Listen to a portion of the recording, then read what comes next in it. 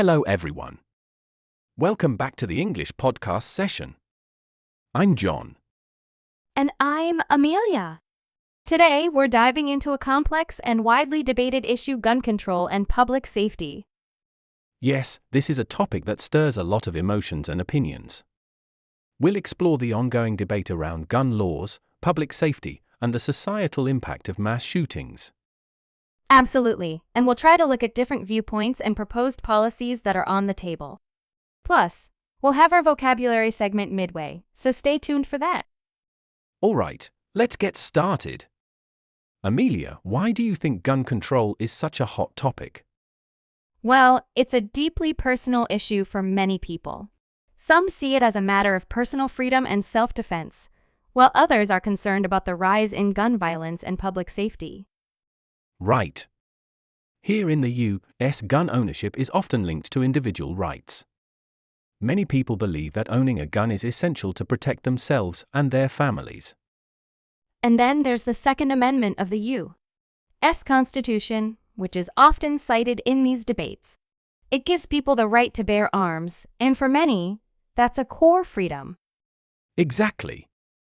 But the statistics on gun violence are alarming. Mass shootings, for instance, have become far too common. Some argue that stricter gun laws could help reduce these tragic events. It's true. There's data showing that countries with stricter gun control tend to have lower rates of gun violence. However, opponents argue that strict laws could infringe on lawful gun owners who use firearms responsibly.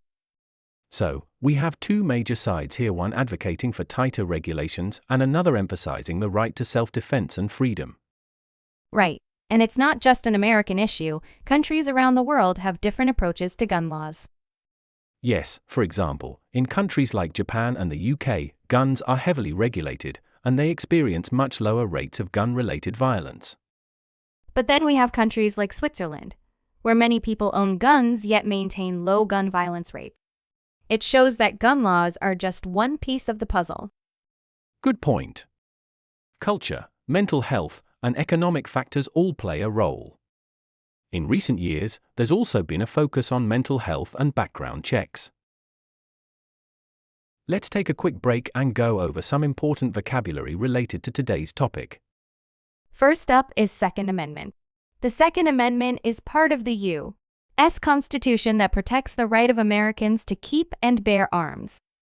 An example sentence could be, "The Second Amendment is often referenced in debates about gun control in the United States." Next, we have background check. A background check is a review of someone's criminal, financial, and personal history, often used before allowing them to purchase a gun. An example: a background check is required before purchasing a firearm in many states. Then there's assault weapon. This term generally refers to semi-automatic firearms with certain features similar to military weapons.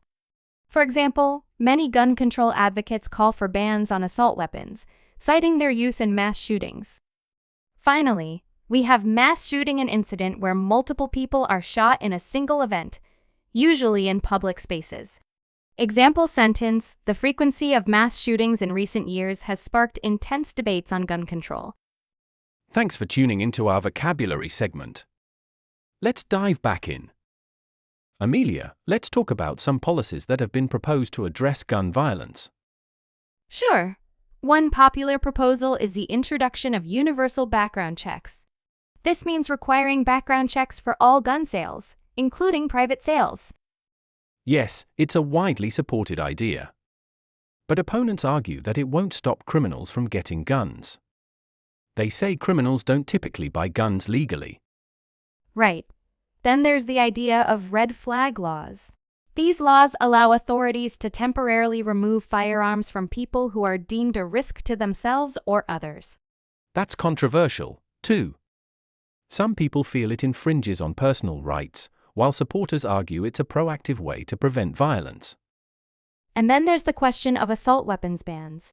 Some feel these guns have no place in civilian life, but others argue that banning them won't solve the root causes of violence.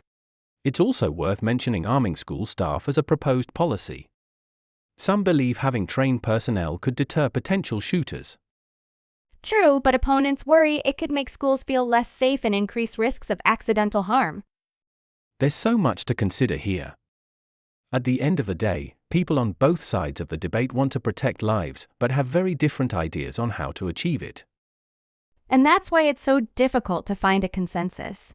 Balancing public safety with individual rights is a huge challenge. Thanks for joining us on English podcast session. We hope this gave you some insight into this complex issue. Don't forget to subscribe and join us next time for another engaging topic. Until then, take care and stay informed. Bye, everyone.